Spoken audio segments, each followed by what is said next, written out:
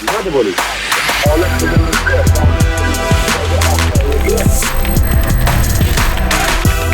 Hadi boli.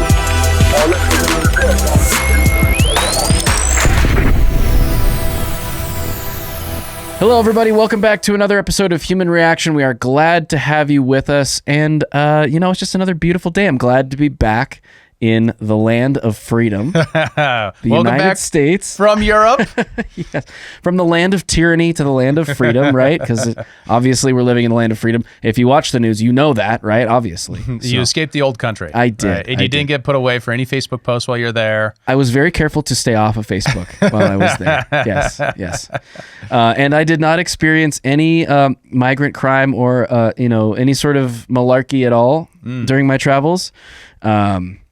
So I'm very fortunate for that, Yeah. Maybe it's all hype. Maybe it's all just our algorithms showing us all the blood and gore that we want to see Europe go through as Americans. I imagine it's just like how Europeans see us as just like school shootings. That's the only thing that happens in America. Right. It's like, yeah, you use all of our products constantly. Fat people in school shootings. Yeah, right. Exactly. I know, right, yeah. A little more texture. A little more texture than that. But it was a great trip, and I'm glad to be back here in the studio with you, David. Yeah, I'm happy to see you, man. Yeah, for sure. So the government is back open, but who cares? We hit 2,000 subscribers, baby! Cheers to that. That was a big milestone. It's taken a long time to get there. What feels like a long time. I think in the grand scheme of how long it takes to grow a show, it's probably not a long time. I don't know. I mean, if you look at it like this, every year we get about 1,000 subscribers. So by 100 years, we'll be somewhat competitive to the largest. There better be middle-sized YouTube channels.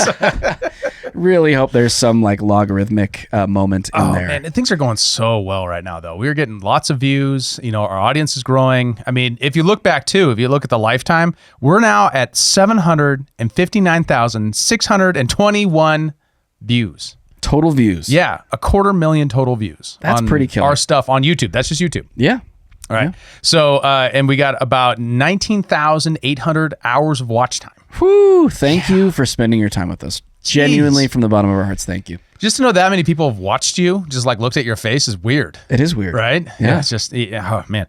So our monthly audience is around 21,000 people. Now that includes shorts. So it's a lot of people just seeing our, 1 minute stuff, but also, our casual viewers, like the people who check our stuff real regularly, 794 people.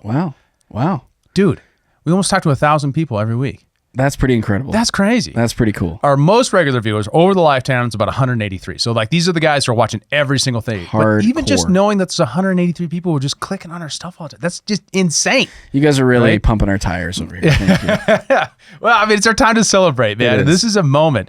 When we hit 1,000, we had champagne. We had 2,000, we had beer. So when we hit 3,000, we'll have whiskey. And then we'll just keep going from there. By, 50,000 will be, I don't know, hitting lines of Coke or something like that. Hopefully we're taking a private jet somewhere real nice.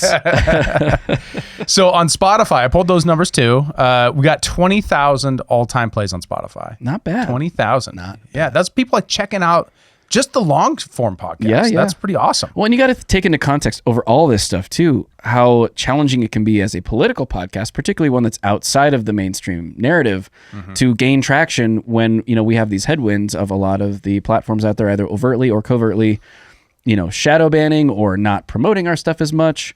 I mean, a lot of channels suffer from this, and I don't think we're any different. I don't know that we have any hard evidence of that, but certainly we see things are doing really well, and then things just drop off. Perhaps like in the case of TikTok recently. Yeah, TikTok. It's become the blue sky of short form video, man. It is go to our TikTok and look at the comments. The only people who see our videos anymore, it used to be people oh, that's cool or whatever, and there's dialogue, and it's a mixture. It's nothing but progressives. Oh, yeah. Since September, I swear to God, Larry Ellison came in and be like, everyone's liberal now, and that's the only people who see our stuff for some reason. It's so weird. And it was going really well before that. Yeah. We had videos achieving close to 1 million views. No, we capped 1 million. Did we? Or no, wait, just under. We're I think it was 900,000. Yeah, it was 950 or something. Dude, yeah, we had TikTok was our first place where we really got a little success. And that was under the old TikTok when you could talk about things on TikTok. Turns out the CCP really wanted us to succeed. Exactly. They're like, these guys, I like them. Despite all the... I like them. Sorry. That was too good. But our regular audience on Spotify is around 200 people, meaning 200 people every week watching our stuff. Thank you. Right? So total, almost 400 people between just like watching every single thing we put out. Yes. Whoa. Super cool. I don't know 400 people. I don't know all you people. That's weird. It's a bizarre feeling. Yeah, say hi. Say hi in the comments on Spotify, on YouTube. Just say hello and like maybe generally where you're from, what state, what country. We'd love to know where you guys are all at. And thank you again for watching the show. Let us know like what you want to hear us talk about too. I mean, obviously if you're watching, you like it, but if you have any feedback, man, feed it to us. We take it. Excellent. And also if you just watch our show, definitely go out and check out Liam McCollum. We do an associated show with him. He's our colleague. He does an interview show. Really awesome. He just hit 3,500 subscribers. He jumped right past us like in a major way. And he's interviewed such cool people like Ron Paul, Scott Horton, Dave Smith. And, you know, we've been able to like help him out with his show, and he's kind of pulled us along with him some, and it's been really awesome. It's been great. Yeah, it's been a really great partnership. I remember when we sort of hatched this plan at the Libertarian National Convention last May, and we're like, hey, we should work together. And so far, so great, man. It's been awesome, and kudos to him for all the success and hard work that he's put into it. And he just did a great episode, his second episode with Dave Smith. It came out last Saturday. If you haven't watched that, definitely go check it out, the Liam McCollum Show. We'll make sure that there's a link somewhere to be found to get to that. So we want to cap this celebration of hitting 2,000 with a very soft, vague announcement. We're going to soon so hard on you. Yeah. So before the end of the year, our plan is to go live and to start doing live podcasts Thursday nights probably, and hitting, you know, just trying out the harder thing to do, which it's one thing to do it where we always got the backfall of like having Bennett fix things. Now, you know, we'll be able to do hopefully be able to run live and figure all that stuff out. And then second, rolling out new members benefits. We know Skiff members, we've been not giving you everything that we promised. That's been because of just changes in our personal lives and changes in our schedule that have made it difficult to do the Skiff. Additionally to that, the algorithm was punishing us. we suspect the Skiff would only get, you know, the amount of members we had. Well, we don't have a ton of members, so the couple dozen people would watch it, but then that's it. And so it kind of like tell the algorithm that our audience is only a couple dozen people. Right. And it's just never, it just wasn't working. So we're going to reformulate that, give you guys some new benefits. We'll still have merch and all that kind of stuff too, but we're going to find out new benefits for you guys. For sure. And if you have any ideas, if you're like, hey, I would really love a one-on-one political coaching call with David because I want to run for office. You know what? We can figure that out, right, I'll David? do it. Yeah, I'm just over here conscripting David into more work. I'll give some advice. No problem. Heck yeah. This episode is brought to you by Revved Up Promo, the official apparel partner of Human Reaction. Revved Up is a premier full-service shop specializing in laser engraving, screen printing, and embroidery. Not only are they now making all of our apparel right down the road from us, they can do the same for your brand and ship it to you anywhere in the world. Revved Up helps you navigate the extensive universe of merch options and uses state-of-the-art techniques to showcase your brand in its very best light. So if you want to support our show and our generous sponsor, you can now do so by buying our merch and by turning to Revved Up Promo for your own custom apparel needs. Reach them at revveduppromo.com. That's with 2 V's and 2 P's, or just check the show notes for a link. Awesome. All right. With all of that celebration aside, we have another celebration, I guess, which is that the government is open again. Like, yeah. How's that like a sad sound? I know. Wah, wah. Well, yeah, that almost got there. We all knew what we wanted to hear in that moment. So we'll just play that in our heads.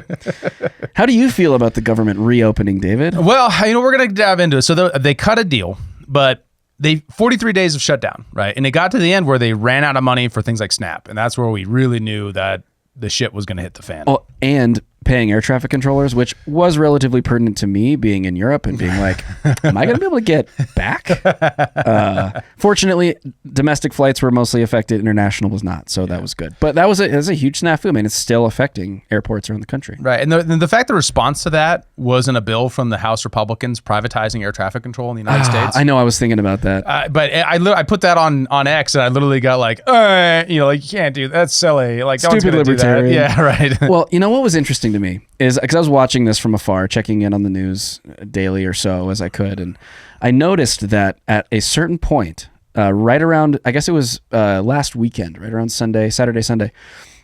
It went from, okay, commercial flights are going to be curtailed at certain airports, cut down by 5 or 10% or whatever it was, to general, meaning private aviation was going to be affected. And then it was like the next day that the Republicans came, on the news and were like, we've got a plan. We think we've got the votes to figure it out. I imagine they got some pretty feisty phone calls from their high net worth donors to say, hey, don't you dare ground my private jet. Get this figured out. Yeah, so it wasn't Snap. I just don't think they were that concerned about Snap. The rich people. That's the thing that drives me crazy is that air traffic control could so easily be privatized. Canada did it. Did they? Yeah, 1996 they did it. That's unexpected. Well, I mean, Canada did, the 90s were good for Canada, right? One of the reasons why Ontario has been such a dominant economic force is because they did regulatory reform change on their land and their natural resource access, lumber to oil to gold and palladium and all kinds of things. America has functionally not changed our land use, functionally since the 1960s, and where we crack down on all environmental impact, and therefore, it's very difficult, very costly to do anything in the United States. But Canada in the 1990s, they changed direction substantially, leading to Ontario's growth, where they've really become, such an economic powerhouse in the central of Canada. America, we deregulated, railroads and all kinds of travel in during the Carter administration, which is one of the biggest successes of deregulation period in the world. Like the economic growth from that has been tremendous. But we just kind of did that and we're like, well, that's enough of that. That's good. Never touching that again. you know?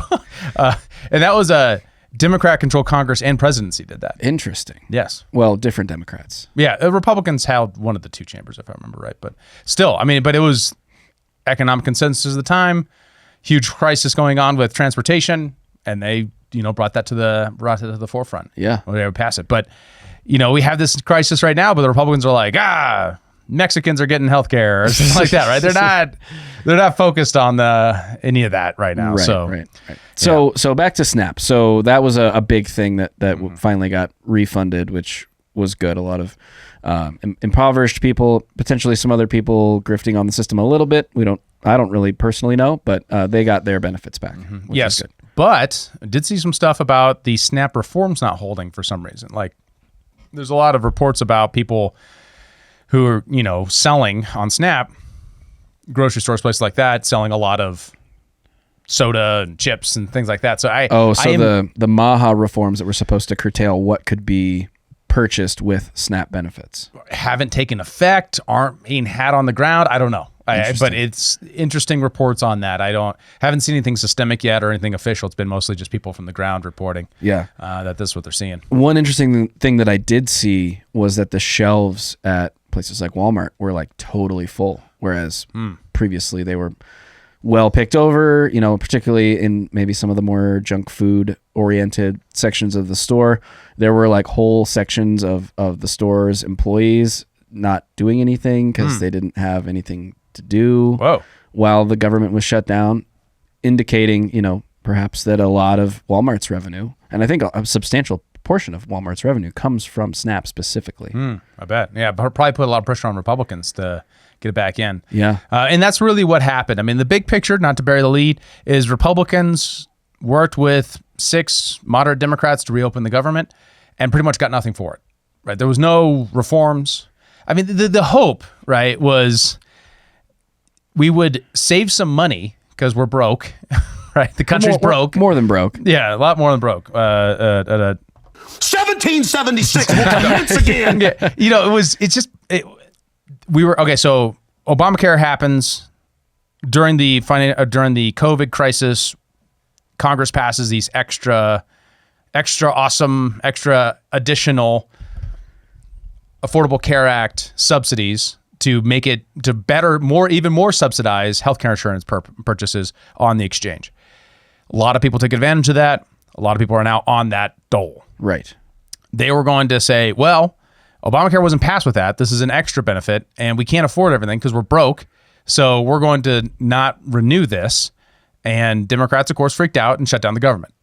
So what did the GOP get out of it? Well, a whole lot of nothing, right? What they basically did is they cut a deal that says there's full federal funding till January 30th. So we're just kicking the can down the road on As any we kind of always fiscal do. reform. Yep. Not surprising to any watcher of this podcast, of course. I mean, the irregular process is you pass appropriation bills, based upon a budget sent to you by the president. You pass appropriations, accepting some things, rejecting some things. And then it goes to a bill that you then vote on, right? And then it goes to the Senate, like that process. Hasn't happened since before the creation of the iPad. So so they fund farm subsidy programs, Army building plan, and Congress funded themselves for the whole year of 2026. Well, of course they did. Yeah. So we're going to have a whole nother budget fight in January. It's going to undo all the firings, right? So all those people that were fired, which would look like it actually might save some money for the federal government and punish the Democrats for being obstructionists, right? Like actual hardball political play that it looked like. It was all bullshit. And it's now they're all back to work. Republicans fought to make sure that was part of it, right? They didn't because what did the Republicans get, right? They didn't get anything out of this. Yeah. So, and then another provision is that Congress is just protecting their ass. Okay, so get this. And for good reason. I think this is actually probably a good thing, but it should be its own bill. The DOJ and the FBI must now alert the Senate if a lawmaker is investigated or subpoenaed. This is tied to the 2020 fake elector probes, where the GOP is basically shielding against overreach against the DOJ and FBI, which were caught spying on congressmen. Right. Yes. I remember that. So there's also part of the hidden clauses here is the bill lets senators sue the U.S. government for up to $500,000 in damages if federal investigators like the DOJ or FBI secretly collect their phone records during probes. Wow. Yeah. So they passed a bill. They put into this emergency funding bill their own cause of action for getting spied upon. Now, you don't have that right, sir. No. John Q. Public. The Patriot Act and Project Stellar Wind, which is closed down now, but it was open, right?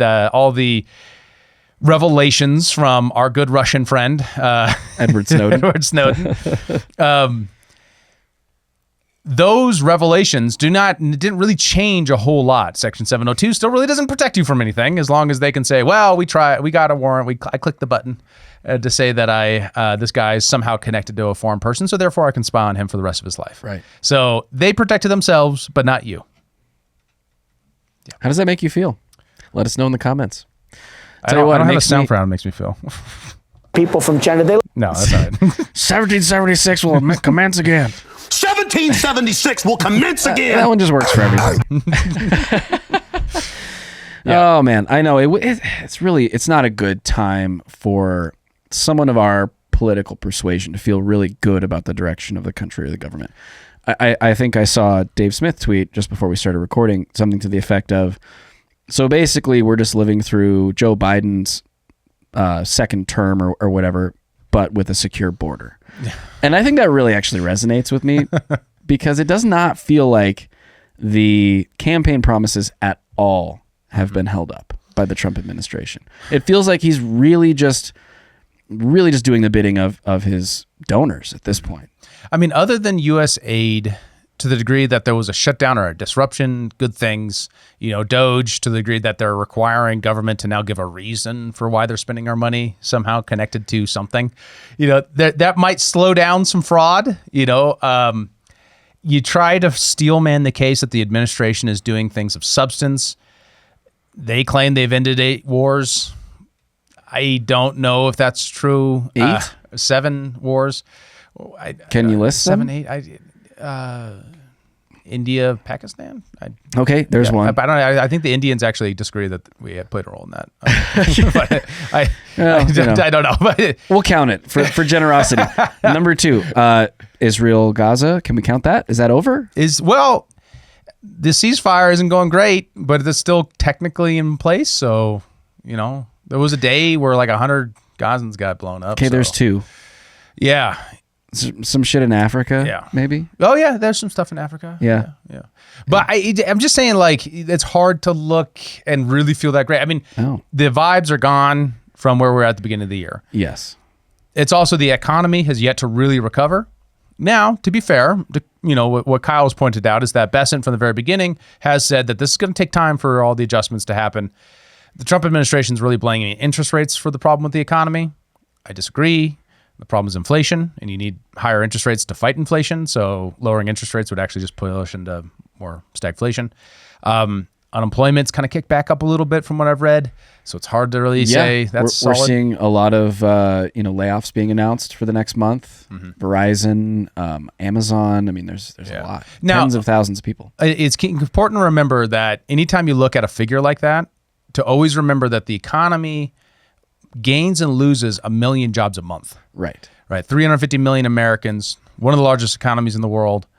It's dynamic. So when you see an announcement like that, yes, that's impactful. Those jobs are gone forever now, and that's a thing that's going to play a variable. But it isn't. You don't want to think of it like, oh, now we've just lost that many jobs. Like, it could be that at the exact same time a new factory opened up. It ebbs and flows. And it's also a national figure. So dislocations regionally have very high impacts on the people locally to that are impacted. Yes, absolutely. But the economy over the entire country is another thing. Right. So yeah, just keep that in mind. Sure, but it's still not doing great, as you said. Yes, yeah, and it's hard to really look at any real measure where you're saying we're owning it right now. So it's a big part of the vibe. Yeah, another one, and this is not going to help anything for those figures, is there's a new ban on strong THC hemp. So these are the hemp products that create gummies. Outlaws products with THC levels above 0.3%. And that's per the 2018 Farm Bill standards. This is closing a, quote, loophole for intoxicating items like THC edibles and drinks while sparing non-intoxicating CBD. Okay, this is crazy to me. Yeah. Why? First of all, where's this coming from? To close a loophole. Well, yeah, okay, that's fine. Whatever. Don't There loopholes. are plenty of other loopholes that still exist in the legal code. Which, obviously we don't need to get into, but like, why the attack on cannabis? I feel like we were heading in a different direction. In fact, Trump himself had even said something fairly favorable things about rescheduling and all this. I think that it seemed like the trend was in the other direction. This it seems like it's coming out of left field. Yeah, I mean, this isn't being led by the Trump administration, of course. This is a negotiation in the Senate, and boomer senators don't like gummies because they're bad for you. And you don't know, Joe, you're not allowed to make adult decisions for yourself. DC needs to make them for you because they know better. Joe not smart. Yeah, Joe no smart. Joe know what you put in Joe's body. It's crazy because it's so contra to the current everything that got Trump elected. It was like, we want medical freedom, and it's like, you want gummies? Eat a bag of dicks. It's not even dick-shaped gummies. But you know what I mean? Like it's so contrary to the whole vibe that got this swept in this Congress and got Donald Trump elected. Yeah. So yeah, I understand, and that's what Rand Paul, who is the only Republican to vote against the deal. That's what he said was like, this is just ridiculous. Like, why are we putting in this extra stuff? Like, why you're literally giving up hundreds of billions of dollars of spending so that you can ban some THC products. What? You know what I mean? I can't even think that that's just so a couple boomer senators could go back and tell their districts that they banned some marginally intoxicating hemp gummies. Yeah, I mean the economic impact is pretty substantial. I don't have the numbers in front of me, but it's hundreds of thousands of jobs. It's millions and millions thousands of dollars. of small businesses. I mean, a lot of these folks. I mean, we've got hemp farming in Montana, and a lot of it is industrial, and it's for the oil seed and the fiber and all the stuff. But yeah, I mean, we have recreational legal cannabis in this state. It's going to affect our economy. How does Steve Daines feel about that? He voted for it, so I assume he's in favor of it. Yeah, I don't even use weed, cannabis, THC anymore. I don't. Yeah. I don't have a dog in the fight, really, but I just think it's fucking stupid. Yeah, it's unfortunate because the Republicans are defaulting back to this vision rather than the thing that got them elected. Ultimately, and this is just what we see over and over. Everyone runs like a paleo conservative libertarian hardcore anti-government, and then they get in office and they're like, well, this swamp feels a lot like a jacuzzi. I don't know. The alcohol industry is telling me I probably ought to do this, so they vote for it. I don't know if the alcohol industry will lobby for that. And you have to. That's the question you have to ask: is who would be the money putting their dollars behind this? It would be alcohol. It would be pharma. Yeah. These are people potentially managing pain without opioids. You name it, right? I mean, these are like, we're talking about like veterans are going to be affected. You know, using cannabis to treat PTSD and depression. Be able to sleep at night, just stuff like that. Lots of things. Like, yeah, grandma who had a hip replacement, who finally found her way off of oxycodone or whatever, is now going to be back on the hard shit. Nice job, Thanks. fucking senators. You government. goddamn dinosaur pieces. Anyway, I'm getting angry. Okay, Yeah. next. Settle down there. Settle down. No. I don't know what button to press. Like, all right, whatever. All right, so now got to run the stream deck. All right, extra cash. So they're spending $204 million more for congressional safety. Hold on. So we went from just paying for the things we were previously paying for to paying for more things. Yes, we got some extra stuff. I thought this was supposed to be a clean CR. Wasn't that the whole point? Almost $1 billion for the Capitol cops. $852 million more for the Capitol Police. I mean, the same ones that like let the protesters in Yeah, on January 6th. they obviously needed more money. Obviously. They weren't bringing their best. $28 million for Supreme Court guards, which after the guy tried to bomb the Supreme Court Yeah, members, that actually does seem fair. Also, counterintelligence should do counterintelligence, not frame people. Hey, Maybe that. there's an idea. Yeah, find people who are actually trying to do bad stuff and stop them rather than convincing some idiot to blow up a bridge or something. Yeah, that's Or kidnap a governor or whatever. Yeah, right. And so that's what they got out of it. Congrats, Republicans. Oh yeah, Good job. Really well done. Master Not a negotiators. single cent cut out of the budget. Not great. Yeah. All right. So Democrats, what they wanted, they wanted to extend the ACA enhanced benefits for 3 more years. That was what they wanted. Their hope was that they could make the Republicans look to be mean. The Democrats are wanted the Republicans want the Democrats to look like Mexicans. So that's how it shook out, right? And what they got, right, is the Democrats got everything. It looks like to me. They got the repeal removed, right? So with a promise by the Republicans that they're going to vote on this specifically mid-December. So it does die if it's not repealed, right? So they're going to take a vote on it in December. Yeah. No, wait, that's not right. They wanted a 3-year extension, but the Republicans are going to vote on repeal in December. So what's going to happen then is just going to go down by the 60 vote rule. So the Republicans are claiming they're going to get a vote, but they're not going to get the vote. They're not going to win the vote. Yeah. Yeah. So what was the point of the shutdown? Well, it was Schumer's idea, wasn't it? Well, no. was The the Schumer Republicans shutdown. That's how it was Republicans branded. knew Schumer was going to do it, right? So the strategy, the strategy of the Republicans was what I assumed, looking at what their actions were and their rhetoric, was that they were going to use the shutdown to force the Democrats to negotiate and then compromise. Because the government shutting down that's blamed on the Democrats, which, to me, there wasn't a clear, correct me if I'm wrong here, and in the comments if I'm wrong here, but the coverage wasn't Republicans shut down the government. It was largely the Democrats and the Republicans shut down the government because they couldn't agree with it. It was not what it's been in other cycles of government shutdown. Right. So what did they, if that's what it was, did the Democrats just call their bluff and then Republicans capitulated? They kind of got put between a rock and a hard place. I mean, especially with the air traffic control thing, that's especially coming up on the holiday season, travel season, that would not bode very well for either side. Really, I don't know why that would disproportionately fall on the Republicans, but it just seemed like, I don't know. It just seemed like it seems like they're just always the ones who kind of cave, doesn't it? Yeah. The Republicans are always the ones who end up on the losing end. Yeah, I mean, if the corporate press is what you look to for an understanding about what the message is that the public is hearing, and all you see is Fox News and CNN saying how disastrous the government shutdown is, you're going to get the impending that the American people are pissed at you. Right. And maybe that's true. And maybe there would have been a disaster if they would have waited till the holiday season and air traffic control was done. But once again, why wouldn't they just bring a bill to privatize air traffic control? Because that reduces the control of the federal government, and they don't want that. Yeah.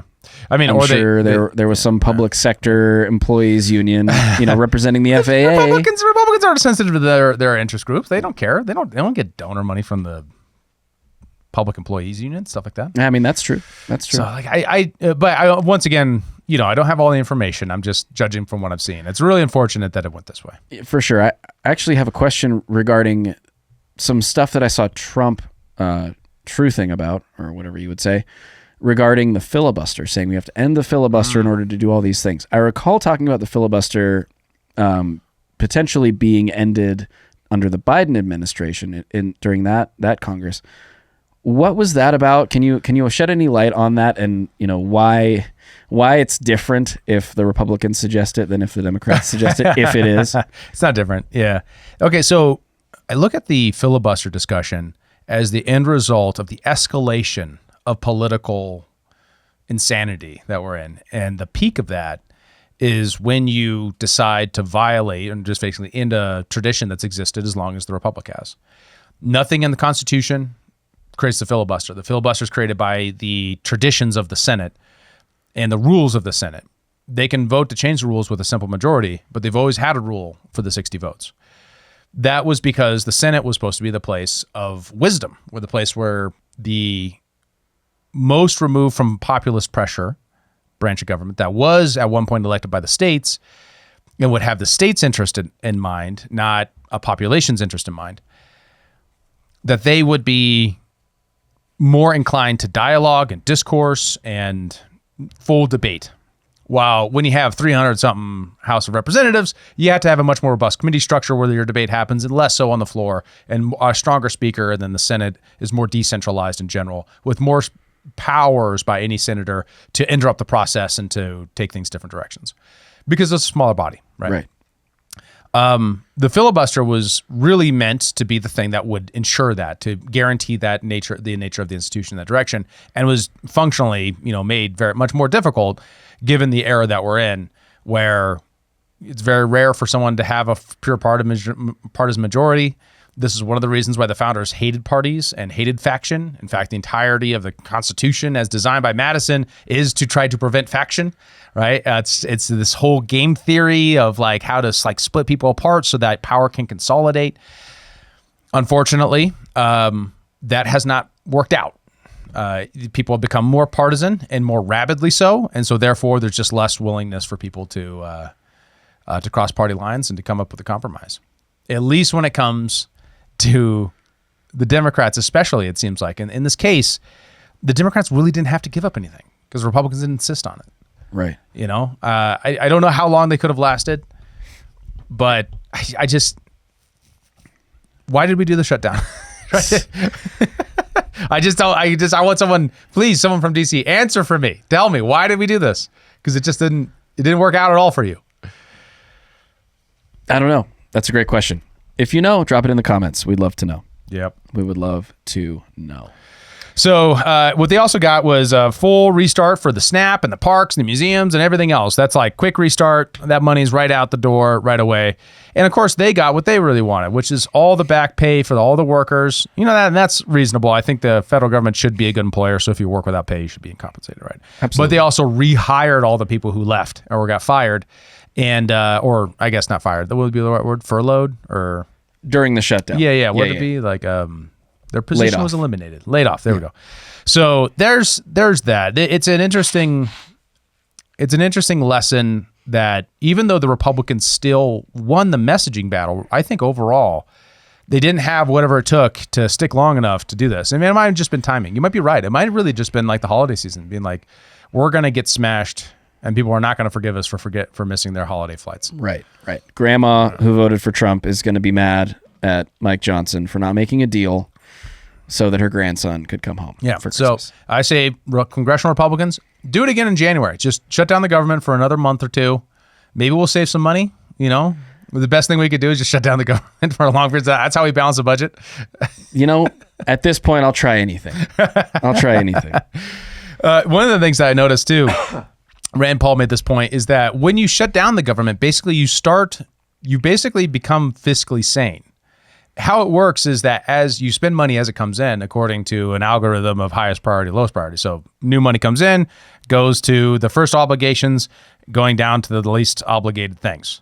So, in theory, we could just shut down the government for good and we'd still have a military and still be able to pay Social Security and stuff like that. As money comes in, it would get paid out. I'm here for it. At least for the what's it called? There's two categories. One is like the one you can touch, and one is you can't. The negotiate. No, it's like discretionary. There you and, go. Non-discretionary. So non-discretionary gets paid no matter what during shutdowns. Yeah. So that's like baked in. So if you're worried about that, well, great. Let's just shut down the government for good. Okay. Yeah. Glad we settled that, everybody. Well, yeah. I mean, I guess my point is, come January, if they decide to do this again, it's a viable theory. All right. So we also had come out this week, kind of relevant to this, especially on the vibes, is this interview with Trump on Fox News and Laura Ingraham, where, I mean, I didn't get to watch the whole thing, but man, the clips aren't looking good, brother. Like these are tough. So let's talk about H-1B visas again. Yay. There's never going to be a country like what we have right now. And does that the mean Republicans have to talk about it, Laura. And does that mean the H-1B visa thing will not be a big priority for your administration? Because if you want to raise wages for American workers, you can't flood the country with tens of thousands or hundreds of thousands of foreign workers. You also do have to bring in talent. When we a have country plenty of talented people you here. don't. No, you don't. We don't have talented people here? No, you don't have. You don't have certain talents, and people have to learn. You can't take people off an unemployment line and say, I'm going to put you into a factory where we're going to make missiles, or I'm going to put How did we ever do it before? Well, I'll give you an example. In Georgia, they raided because they wanted illegal immigrants out. They had people from South Korea that made batteries all their lives. You know, making batteries are very complicated. It's not an easy thing and very dangerous. A lot of explosions, a lot of problems. They had like 500 or 600 people, early stages, to make batteries and to teach people how to do it. Well, they wanted them to get out of the country. You're going to need that, Laura. I mean, I know you and I disagree on this. You can't just say a country's coming in, going to invest $10 billion to build a plant, and going to take people off an unemployment line who haven't worked in 5 years, and they're going to start making missiles. Seems like quite a change to his tune about illegal immigration. When he says they wanted illegal immigrants out, wasn't it him? Yeah. Bro, that was you. Bro, I'm pretty sure that was you. Well, I mean, like, I'm sure. Well, I mean, what's at topic here is the H-1B visas, right? So, like, this is technically legal immigration, and like, this whole debate is how many should we have? Sure, right? Somewhere between 0 and infinity. Somewhere between 0 and infinity, and he's saying, "Well, it can't be 0," and she's like, "Why not?" She's like, "Donald, you made this monster, my bro, like by not having rhetoric that was like immigration can be good, you know." And I'm sure he did that a little bit, but what people really heard was immigration bad, and therefore you're just in a rough spot now, man. Yeah, and that sucks. All right, your whole base is going to turn on you on this, and you kind of made this happen. Yeah, I mean, it's just. And I'm not. If someone is saying immigration should be 0.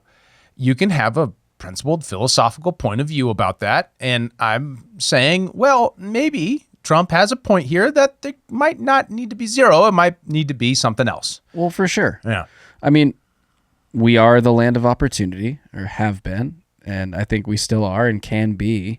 And we don't want to close the borders entirely to anybody coming in who wants to contribute to the economy. Of course. Like, I don't think anybody would, maybe some people, but not most people would say, I want everybody out, especially those who want to contribute to the economy. It's the people who aren't, right? It's the illegal immigrants who are getting, subsidies to buy homes that regular Americans can't buy because their wages haven't kept up with the inflation of housing. It's those issues. It's not someone coming over who has a degree in missile technology. Missile making, batteries, apparently. Maybe we shouldn't have recently arrived immigrants making our missiles, though. Yeah. I'm just saying, that might not be the best example. Maybe John Deere tractors, making some tractors, or cars are probably fine. Doing software, that's not related to national security. It just seems unwise to do that. to do missiles, That's true. I mean, certainly there should be some clearances around like national security, sensitive industries. Absolutely. Good example for him to use to shut down the conversation. But hyperbole nonetheless. Yeah. So I really get the perspective that people feel it's a theory that I have, and I see there's some people doing some really interesting work on this. The reason why we're becoming the right-wing shift is in part because things feel so under threat. Things feel so chaotic and uncontrolled, and even when we had uncontrolled, chaotic times in the past, say the 90s, which in their own terms at the time were considered chaotic and out of control, you didn't feel like there were these large hurricane-like forces that could just destroy your life out of the blue. And it feels like that's the moment, and that's why people are becoming more conservative. And therefore, when you're in that kind of mental space, your threat detection is really high. So you're like, I know it's extreme, and I know what our history is, and I know my ancestors moved here and they're not from here. But I really feel like we just got to put a pause on things for now. And so I'm in the zero immigration camp. Sure. Right. And I understand that point of view. It's just that as president, you have multiple constituencies to worry about. And one of them is being, the people who employ people. And the people who employ people are like, hey, like traditionally we've always got it from here. And we're not really sure where else we're going to get it from. And they start talking to Trump and he starts going like, well, maybe I went a little too far on this anti-immigration rhetoric. Well, and I think it's very important to point out that the people who are in his ear on the H-1B thing probably primarily, if I had to guess, would be the tech industry CEOs, which he's having dinners with and roundtables and press conferences. It's very clear that Silicon Valley is very involved in this administration. I mean, you've got guys like David Sachs actually in the administration. And, obviously you got him sitting down with Zuckerberg and Sam Altman and Bill Gates and all these guys. So like clearly they have vested interests in continuing to preserve their hiring pipeline as it exists. And he's not wrong. I mean, he says it in a clunky way, but he's not wrong. You can't just learn to code overnight or whatever, right? If you were a truck driver before, you can't just become a high-tech worker tomorrow. Like that does take time to kind of turn over the economy in that way, to re-educate people and move people around within different industries. But I do see how it looks bad to people who are in middle America, right? Who are struggling, who are still feeling the effects of inflation, whether or not Trump wants to admit that inflation still exists in his presidency, whether or not he wants to admit that the economy is not doing as well as he wants to say it's doing. Like people are still hurting. And of course they're going to go to that sort of protective, freeze up, keep the others out kind of mentality around that. I think that makes perfect sense. And this really might return to the point I've been making since the beginning of the trade war, which is maybe the order of operations is just wrong. Right. Like what if he just spent the first 2 years not messing with trade, but deregulating, right? And then getting the economy hot again in that like 2019 hot feel. Maybe you can do some spending fights, and then you can justify those spending fights by how great the economy is. And then maybe you can pile on top of that some immigration, of course you have to do the immigration stuff right away, but then you can start doing the legal immigration restrictions that you want. Sure. Right. Because then you have a more dynamic economy that people can exit their current place in and to fill into a role someplace else. But in the current economy, it doesn't feel like 2019 right now. No. Right. It doesn't feel like that. There was a glorious moment right before COVID where things really actually were like, maybe Trump was onto something. This is really working, Cooking. Yeah. It is not feeling like that yet, man. So like you got to get back to that place before you can really ask for the kind of dynamism to take the risk of reduction of legal immigration. Right. Perhaps that might be the right mental model to think about it. I think absolutely. And, to analogize it one other way, it's like, if you're ever dealing with a wood stove, right? I don't know if anybody at home has a wood stove or has ever used one, but you can't just turn the damper down to decrease the airflow into the fire without having a really hot fire first. You got to get that fire cooking, all the air, everything wide open, and then you can start to kind of tighten things up and get it to settle into a really healthy, sustainable burn, right? And we did not have a hot fire to begin with. That's a great analogy. I don't think Trump's ever used a wood stove before. I'd suspect he's a boiler guy. He's not putting the wood stove in that new ballroom. I think that's a misfire, if you ask me. I think every ballroom deserves a wood stove. Andrew Jackson be pissed. All All right, next one on this one on Chinese students. This one went really viral. Folks are not thrilled about this idea of hundreds of thousands of foreign students in the United States. We have about 350,000 Chinese. One point during COVID, you were going to, push to, get them out, but that was pulled back. You've said as many as 600,000 Chinese students could come to the United States. Why, sir, is that a pro-MAGA position when so many American kids want to go to school and there are places not for them, and these universities are getting rich off Chinese money? Sure. Never said about China, but we do have a lot of people coming in from China. We always have, China and other countries. We also have a massive system of colleges and universities. And if we were to cut that in half, which perhaps makes some people happy, you would have half the colleges in the United States go out of business. So what? Well, I think that's a big deal. Are they fans? You would have the fans of the United States? Yeah, but you would have, as you know, historically, black colleges and universities would all be out of business. You would have a system of colleges, and All right, you got to. Yeah, I know you want to say something. Go ahead. Historically black colleges. Are they disproportionately welcoming Chinese students to HBCUs? Is that? I don't know. Is that a thing? I don't know. Was he just like grasping for like the most sympathetic college you could think of? And he just went there. I mean, he's a creature of the 80s, right? I mean, like that might be where that came from, because I don't know if they're using a lot of that. Keep playing. I'm going to grok that. All right. Universities would So go we're down the dependent tubes. on China to keep our university system going? But I think it's good to have. I actually think it's good to have outside countries. Look, I want to be able to get along with the world. They're not the French. They're the Chinese. They spy on us. They steal our intellectual property. What, do you think the French are better? Yeah. I mean, really? I don't know. I'll tell you, I'm not so sure. We've had a lot of problems with the French, where we get taxed very unfairly on our technology, where they put 25% taxes on American products. Look, assuming everyone treats us badly, because that's the way I am, but we take in trillions of dollars from students. The students pay more than double when they come in from most foreign countries. I want to see our school system thrive, but at the same time, I know you and I disagree. We're never going to agree on it, but that's okay.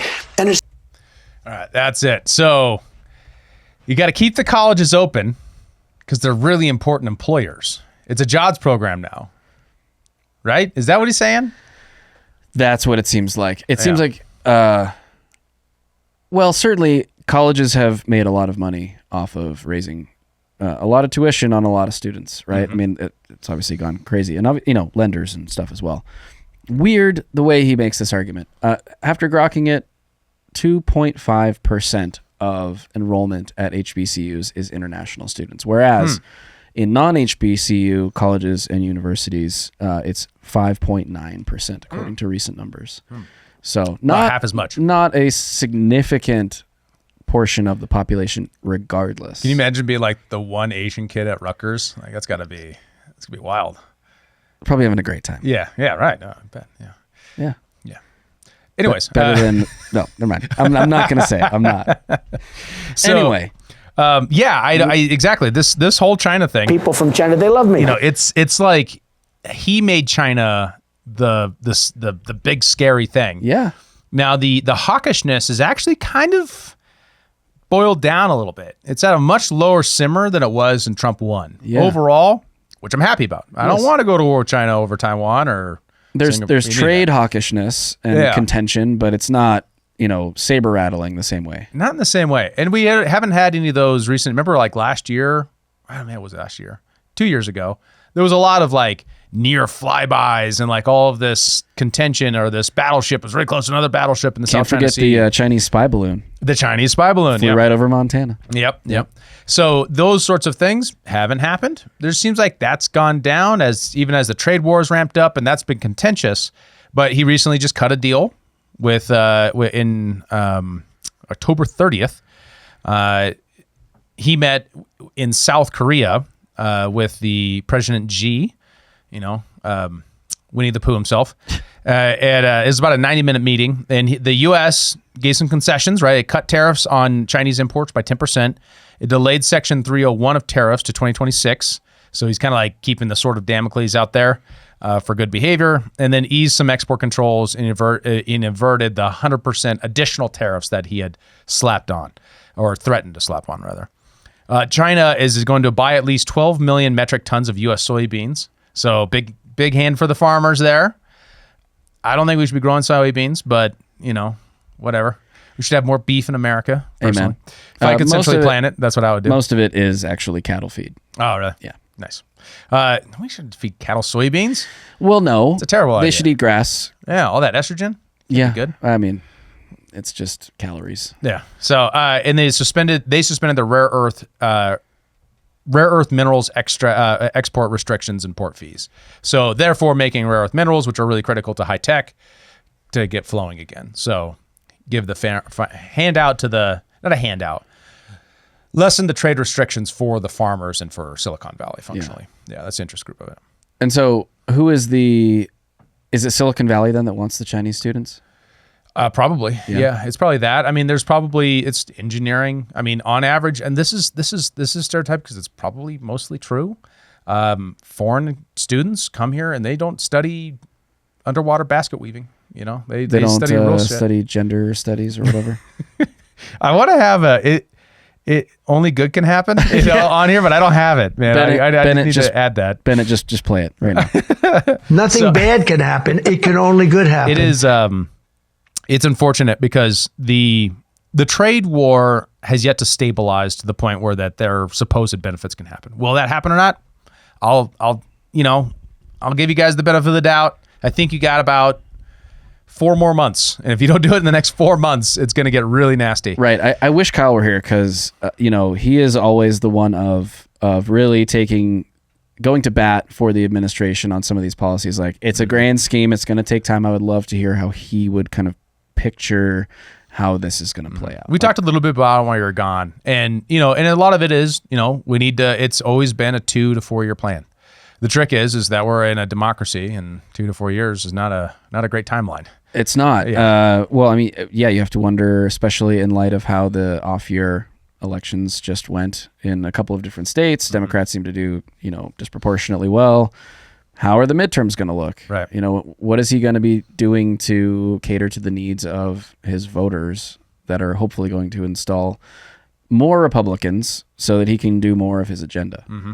And you would guess that a lot of this is only a component of the overall deal that was discussed in South Korea. Because the things that were discussed and actually put into here are the overt trade war stuff. But perhaps things like the 600,000 students, maybe TikTok, were the other things discussed. And we have this interesting theory from Harrison H. Smith over at InfoWars about that. And I think this is no evidence for it, but it is interesting. And oh wait, I never told you how it tied in. Okay. Let me explain how this is all Israel's fault. Let me tie everything I've talked about so far into the fact that it's Israel. Why are we letting in 600,000 Chinese students, doubling the number that are currently here, 277,000, over doubling it? Because that was a key concession that Trump made during his negotiations with China over our trade agreement with them this year. Another primary sticking point of that was, of course, the sale of TikTok from China to Larry Ellison so he could install an IDF soldier at the heart of the operation in order to silence anybody that speaks out against Israel or the Jewish diaspora. So that's why we're taking in 600,000 Chinese students, because that was the concession necessary for America to make so Israel could control an important social media company here in America. That's what it's about. Now, we don't have any material evidence of that, but the timeline is interesting. The timeline works something like August, we're kicking on new tariffs, extra pressure on China. August 27th, toward the end of August, he says the 600,000 Chinese students comment. And then September 25th, Larry Ellison buys TikTok. October 30th, the trade deal's cut.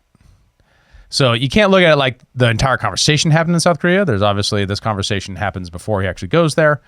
But it is an interesting set and series of events to look at. Yes. Because the reality is that most of what the government does isn't done in the light, it's done in the dark. So we are forced, because of the lack of any amount of transparency or clarity about what the government's doing or decision making, especially when you have someone like Trump who is not really giving a robust answer to this question. Like, it was one thing for him to say, we're not gonna cut it. It's another thing to say, we're gonna double it. You know what I mean? Like, that looks like a concession. It does. And then additionally to that, you know, like, he can generate his other arguments, like they pay more tuition, but that tuition isn't going to then subsidize the tuition of American students. That's just enriching the coffers of the colleges. Right. You know, so so they can hire more DEI administrators and whatnot.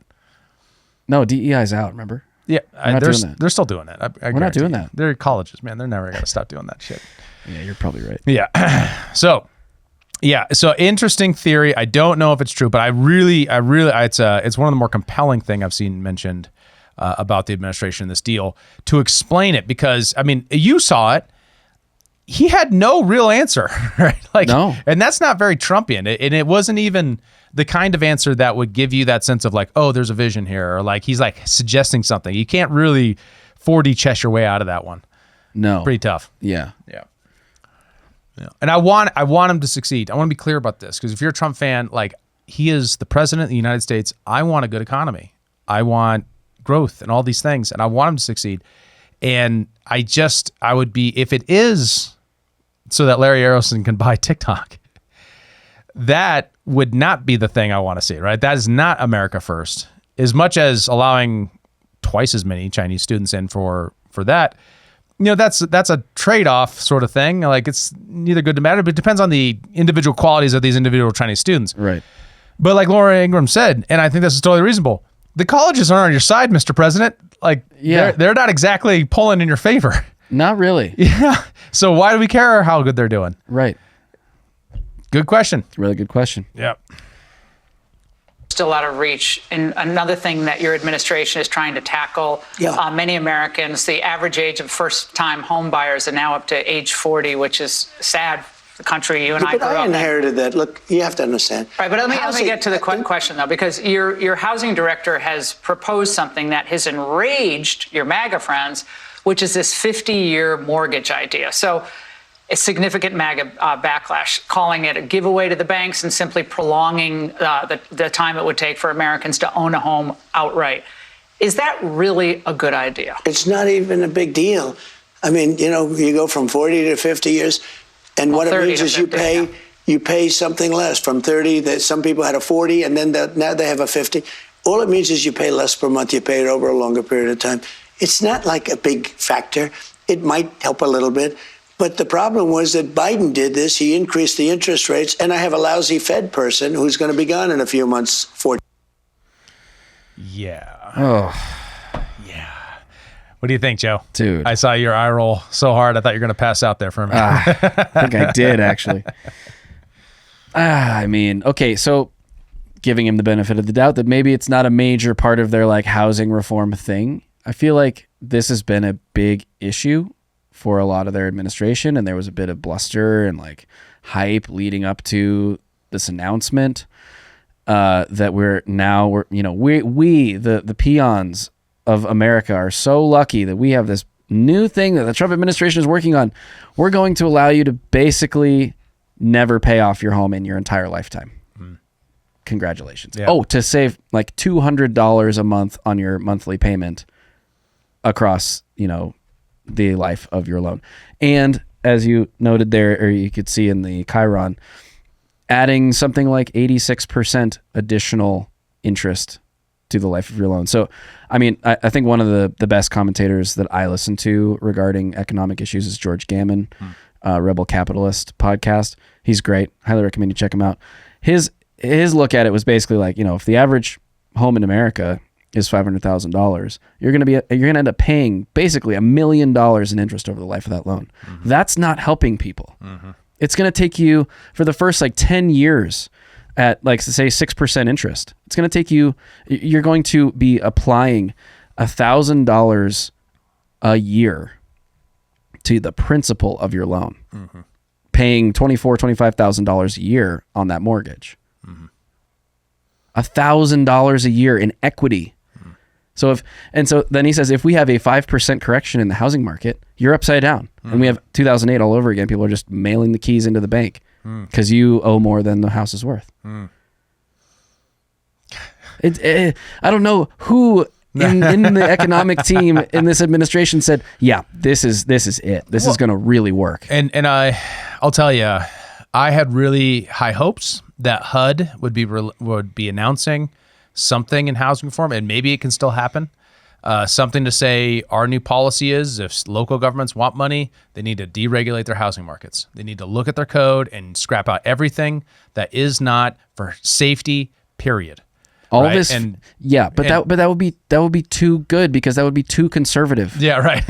Right? That would be too free market. We could win something on something for even just a second. Instead, we just have to give the banks more interest. Like that is all that this really does. It doesn't really help people. Like the average home buyer does not help them buy a house in this economy, especially when you have outfits like Blackstone and all the other big asset managers buying up entire subdivisions of homes and turning them into rentals.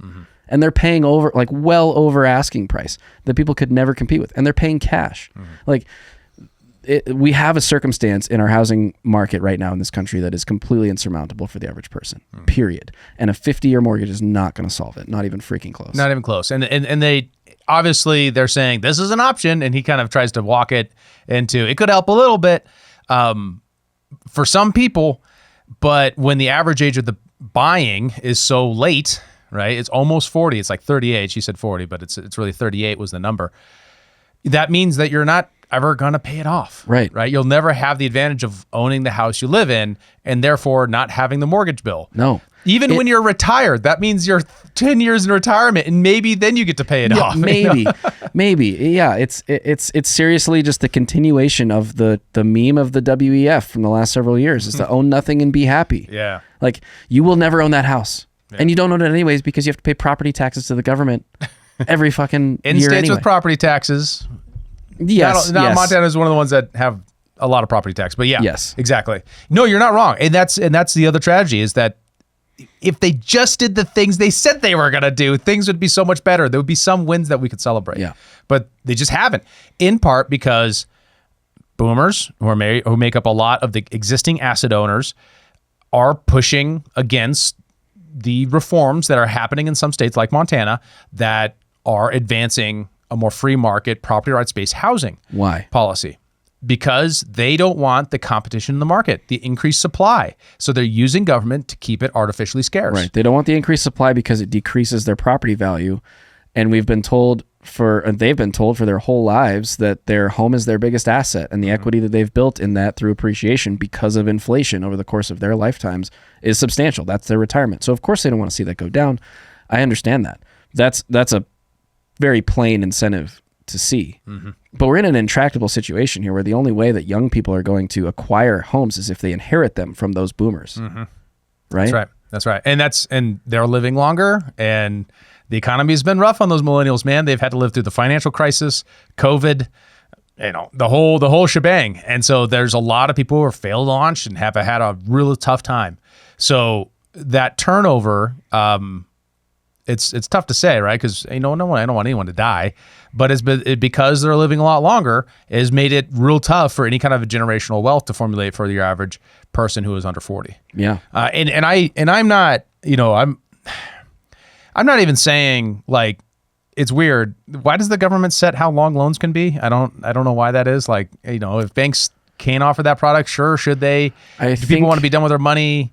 Okay, fine. But this is just not the direction that the federal government should be taking. It should be leveraging its powers to increase the supply. Right. That would be the basic Republican thing to do traditionally. Right. But they're not listening to the needs of the young people who got them elected. Right. Yeah. Right. All right. So what'll make it better though, David? Yeah. Some cash in your pocket. Yeah, let's get some stimmies. We got stimmy season back in action. Right, just in time for Black Friday. People that are against tariffs are fools. We're now the richest, most respected country in the world. With almost no inflation and a record stock market price. 401ks are higher than ever. And we're taking in trillions of dollars and will soon begin paying down our enormous debt. Hold on, you gotta say that more emphatically. It's capitalized. Oh, enormous debt. Thank you. 37 trillion. Record investment in the USA. Plants and factories going up all over the place. A dividend of at least $2,000 a person, not including high-income people, will be paid to everyone. It's Rome. It's Rome. It's literally just, you're at the Gladiator Column, you're just chucking bread up into the into the area they're catching it. It's bread and circuses. You're just out in the streets, just handing out, devalued currency to everybody, and they're like, I just love Caesar so much. Our economy is such a zombie economy, the Republican president is cutting stimmy checks. Like, guys. Okay, did we learn nothing from COVID? Right. Did we learn literally nothing from COVID? What happened to asset prices after stimmy checks went out during COVID? I don't remember, Joe. Gosh. Well, if only Kyle were here, he could tell us what happened. They went through the fucking roof, obviously. And here's why. Here's COVID, 2020. Yep. Look at that verticality right there. Yeah. So this is the M2 money supply. So this is the amount of cash in circulation. We added a lot. Oh, wait, the 5-year doesn't really help us, does it? There we go. We added a lot. Yes. And so this is why inflation is what it is. And it keeps going like this because these are the care packages. And Ukraine and everything else. This is the problem, ladies and gentlemen. When you can't buy your house, it's because the government is printing away the value of your currency. That's why it's there. And until Republicans can actually hold their people accountable to the thing that they said they're going to do, and actually develop the mental model that says, no, if you're not reforming spending, you're not helping anyone. Yeah. If you're elected on a populist ticket, you're not going to help the people who got you elected if you don't adjust inflation, which is the number one reason why people voted for Mandani and voted for the Virginia governor Democrat, even though that guy was a murderous piece of shit.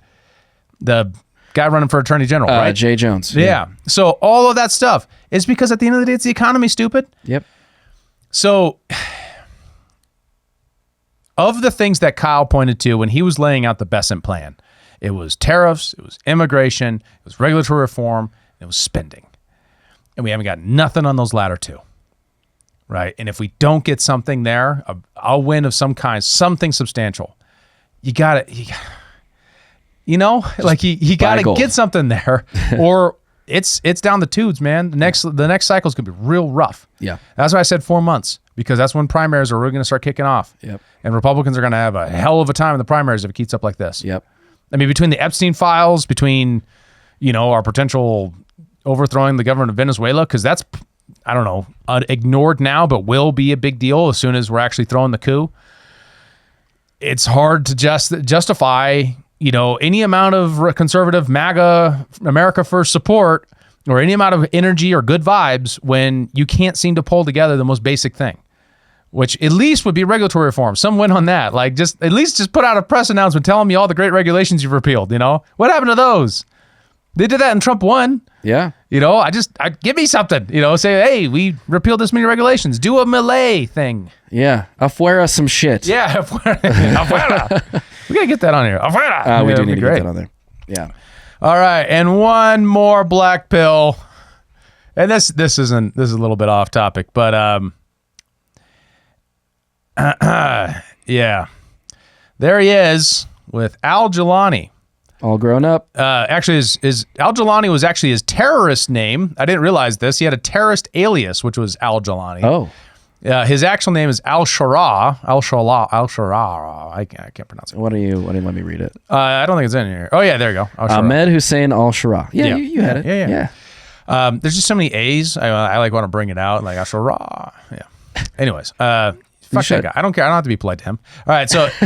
it was an honor to spend time with Ahmed Hussein al-Shara, the new president of Syria. How did he become president of Syria? That's a great question. Where we discussed all the intricacies of peace in the Middle East, of which he is a major advocate. A major advocate of peace.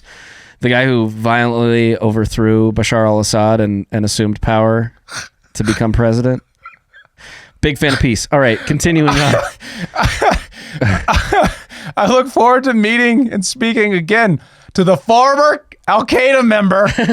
Everyone is talking about the great miracle that is taking place in the Middle East.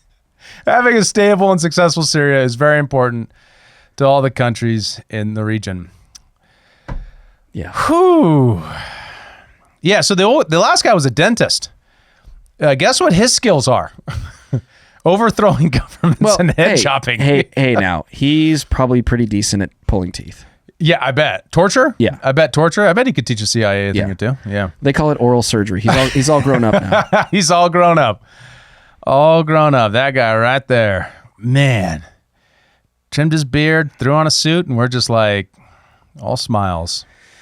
Looks like he's eating pretty well. So if you told the average American in 2002 that there would be an Al-Qaeda member who created ISIS, living in a cell in Iraq after he went to Iraq simply to attack American soldiers, and then he would go on to then run ISIS in Syria and then form his own little group and rebrand and then go overthrow Syria's dictator.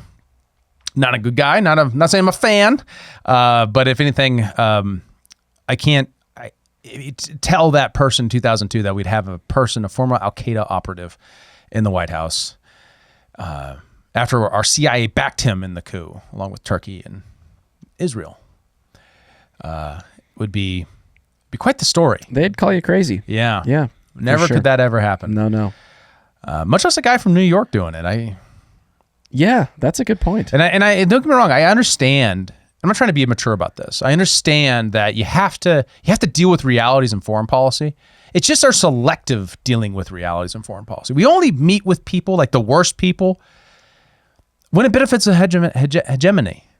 And not always ours, like this vague one that just like for some reason makes overthrowing Syria super important. Like that's not in America's interest. And meeting with this guy and acknowledging or doing this sort of thing after what we experienced on 9/11, I just can't. I don't know. If you're a veteran, I don't know how you tolerate this, how you look at this. And after all the sacrifice in Iraq, this guy was on the other side of that fight, and just live with that. I can't even. The disrespect is just profound. It's pretty mind-boggling, to be honest. And I mean, not to end on this sour note, but it really does feel like it's just a bottle full of black pills from the Trump administration right now. They got to get a win, man. They got to figure out how to get out of the spiral they're at. I feel like I might be underplaying some good things that are happening. Obviously, the border, right? Hey. Yeah, but you can't just hang the border up over everything and say it's all good. The border cannot be our rose-colored glasses. I'm not saying it justifies it. I know. I only understand. I'm saying I understand the people who are like, look, man, at least we got that, and I can just sympathize with that, but also say let's not lower our expectations, too much to the point where we're now being okay with this. It's so disappointing, right? I mean, we're in charge. We could have said, pick someone better than the Al-Qaeda guy. Yeah. Give us someone better, right? I mean, we have all this power. Why do we settle for this? Well, we backed that guy, so obviously we know he's a good puppet dictator. I mean, president. We know he's good at overthrowing governments. We don't know he's going to be good at that. That's fair. In fact, he can't even control his own people. They're slaughtering. They were just not too long ago slaughtering minorities in the country, right? Yeah. I mean, come on. Oh, but I'm not going to let this end on a low note, no matter how many black pills I put at the end. The podcast is at 2,000 subs. Thank you so much for subscribing and for viewing and for watching and commenting and participating in the Discord. Pulled stuff right out of the Discord for these stories this week. So thank you so much for the guys in the Discord. We got lots of memeing, especially on the Stimmies this week. I got a good laugh out of that. And, look, guys, this is 1776 will commence again. This is fucking America. We are not going to let this be the story. This is not the end. America is big and powerful and full of great people who are not going to let this spiral forever. We just got to keep on moving. So don't give up. Don't be swallowing those black holes. Spit them out. Throw them up. And, look to the future because it can be bright. We just got to keep working. Well said. Yeah. On that note, thank you so much for watching Human Reaction. For David Rand and Kyle and Bennett, who are not here, I'm Joe Sheehan. We will see you in the next one. Peace. Thanks for tuning in to Human Reaction. Please be sure to like, follow, subscribe, and give us a review on your podcast platform of choice. And if you want to become a member and support the show financially, check out humanreactionpod.com.